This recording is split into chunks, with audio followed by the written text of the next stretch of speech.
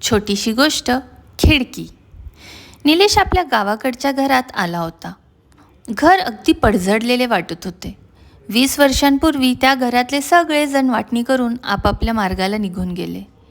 आज निलेश 20 वर्षांनी त्या उंबऱ्यावर पाऊल ठेवत होता. तो आत गेला आणि त्यांचं संपूर्ण बालपण त्याच्या डोळ्यांसमोर उभं राहिलं. तो आपल्या खोलीत गेला. जसं तो हे घर सोडून गेला होता अगदी तसंच सगळं तिथं होतं.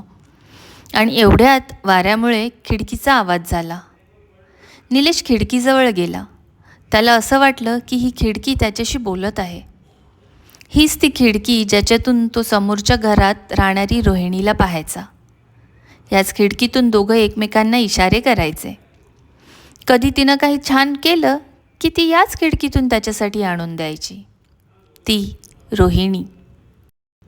ह्या खिडकीला त्याचे बरेचसे गुपित माहीत होते. कसा खिडकीतून तो बाबांना येताना पाहून अभ्यासाला बसायचा. कशा बाजूच्या काकी रोज दुपारी कुठेतरी जायच्या. खिडकीतून तो समोरच्या आंब्याच्या बागेकडे नेहमी पाहत. रोज संध्याकाळी एक चिमणी तिच्या घरट्यात परतताना दिसायची. ती चिमणी काही वेळ खिडकीपाशी बसायची आणि निलेशने ठेवलेले दाणे घेऊन जायची. अशी ही खिडकी. तेवढ्यात निलेशचा मोबाईल वाजला आणि तो वर्तमानात परत आला. हॅलो म्हणत तो खावलीबाहेर निघाला. इतक्यात जोरात वादळ सुरू झालं आणि खिडकी खूप आवाज करू लागली. जणू ती त्याच्याशी संवाद साधत होती. निलेश क्षणभर थांबला. खिडकी अजूनही थरथरत होती. जणू तिच्यात वर्षानुवर्ष साठलेले शब्द एकदम बोलून दाखवायचे होते.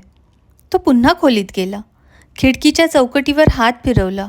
धूळ लागली, पण त्याला जाणवलं की त्या धुळीखाली अजूनही एक ओळखीची ऊब लपलेली होती.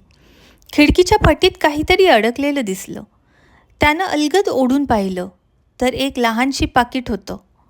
त्यात एक जुना पिवळसर झालेला कागद. तो उघडला.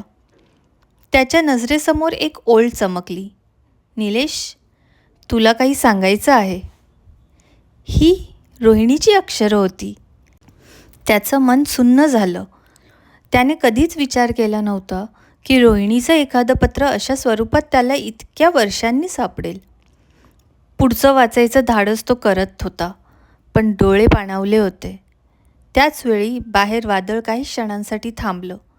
खिडकीचं थरथरणंही थांबलं. जणू त्या खिडकीला वाटलं आता जे सांगायचं होतं ते पोहोचलं आहे.